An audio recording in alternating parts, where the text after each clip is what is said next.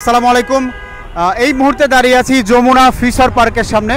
এই রোডে প্রতিনিয়তই যেন এটা রুটিনের মতো এই যে জ্যামগুলো দেখতে পাচ্ছেন আমার পিছনে, যে জ্যাম লেগে আছে প্রায় 1 কিলোমিটার, এদিকে নতুন বাজার থেকে শুরু করে যমুনা ফিশার পার্ক পর্যন্ত এই যে জ্যাম, এটা সাধারণ মানুষের একটা দুর্ভোগ হয়ে দাঁড়িয়েছে। যারা এই রুটে চলাচল করেন তারা জানেন প্রত্যেকটা দিন যারা অফিস শেষে অফিসগামী মানুষ যারা আছে তারা কিন্তু পড়ে যায় বিপাকে। হচ্ছে সার্জেন হয়তো দায়িত্বশীলতার জায়গা থেকে গাফিলতির কারণে এরকম হচ্ছে, আমাদের কাছে এরকম খবর আসে। তো আপনার দিক থেকে দায়িত্বশীল হিসাবে আপনি কোন জিনিসটা মনে করতেছেন এই জ্যামের প্রধান কারণ? এখানে জ্যাম লাগার বেশ কয়েকটি কারণ আছে। তার মধ্যে হচ্ছে এখানে হচ্ছে রাস্তায় কাজ চলতেছে। রাস্তায় কাজ চলার কারণে মানে রাস্তাটা অর্ধেকটা প্রায় কাজের কারণে হচ্ছে অর্ধেক হয়ে গেছে। এই জন্য রাস্তায় এক লেনে গাড়ি চলে, দুটো গাড়িও সমানভাবে চলতে পারে না। এখানে হচ্ছে মানুষ অনেক বেশি, মানুষ বেশি হওয়ার কারণে এখানে হচ্ছে মানুষ গাড়িতে ওঠে। 2 নম্বর যেগুলো বাস আছে ওরা আবার গাড়িতে মানুষ তুলবে, এই কারণে গাড়িগুলো স্লো করে। এই কারণে হচ্ছে এক হচ্ছে রাস্তা চিকন, 2 হচ্ছে গাড়িতে মানুষ ওঠে, এই জন্য এখানে জ্যামটা তৈরি হয়ে যায়। অনেকে বলছে যে আপনাদের দায়িত্বশীলতার জায়গা থেকে এরকমটা হচ্ছে কিনা, আসলে এটা কতটুকু যুক্তিযুক্ত? আমরা আমাদের পক্ষ থেকে সর্বোচ্চ চেষ্টা করি। এখন বাসগুলোকে আমরা টানার চেষ্টা করি, কিন্তু বাসগুলো হচ্ছে ওই যে বললাম যাত্রী না নিলে তারা যাবে না, আবার যাত্রী বাসে উঠবে, সেক্ষেত্রে আমরা টানতেও বলি যতটুকু সম্ভব হয়।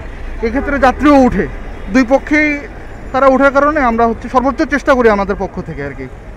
কাজ চলতেছে, এই কাজটা কিন্তু আপনার মোটামুটি যে টাইমে হওয়ার কথা নির্ধারিত টাইমের অনেক বেশি হয়ে গেছে, কিন্তু তারপরেও কারো কোনো ভ্রুক্ষেপ নাই। এটা টাইমে কাজটা করে কমপ্লিট করে হ্যান্ড ওভার করে আমাদেরও একটু ভালো হয়, জনগণের ভোগান্তিটা কমে, এই জ্যামটা থাকে না। কিন্তু আসলে দেখভাল করার লোক না। আপনার এই যে জ্যাম, এই জ্যামটা হচ্ছে যমুনা ফিশার পার্কের যে একটি জ্যাম।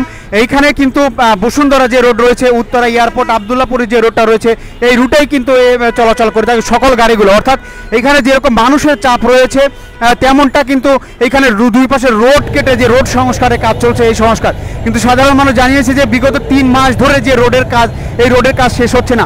এই যে গাড়িগুলো যেগুলো বাড্ডা রামপুরা থেকে যাত্রাবাড়ি হয়ে যেটা উত্তর এয়ারপোর্ট গাজীপুরের উদ্দেশ্যে যে গাড়িগুলো যাচ্ছে, প্রত্যেকটা গাড়ি যেন ঘন্টার পর ঘন্টা এখানে বসে অপেক্ষা করছে এই জ্যামের কারণে।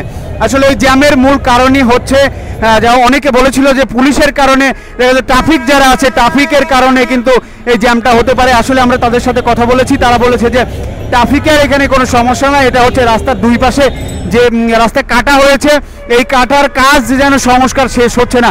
এটি শেষ না হওয়ার কারণে প্রতিনিয়তই যেন হাজার হাজার গাড়ি চলাচল করে, এই গাড়ির চাপের কারণে এখানে জ্যাম হচ্ছে। আমরা দেখতে পাচ্ছি যে 1 কিলোমিটার রাস্তা পুরোটা জ্যাম হয়ে কিন্তু এখানে এই অবরুদ্ধ অবস্থা প্রত্যেকটা দিন, এটা প্রতিদিনের ন্যায় যেন সৃষ্টি হয়ে থাকে।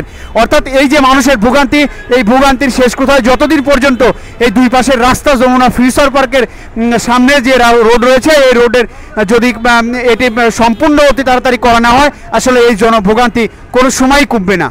আসি নাই, আজকে শুক্রবার মনে করছিলাম জ্যাম কম হবে, দেখে আজকে ওই অবস্থা। হ্যাঁ, ওই যে সামনে রাস্তার কাজ চলে, 2 সাইডেই আসার সময় জ্যাম থাকে, যাওয়ার সময় জ্যাম থাকে।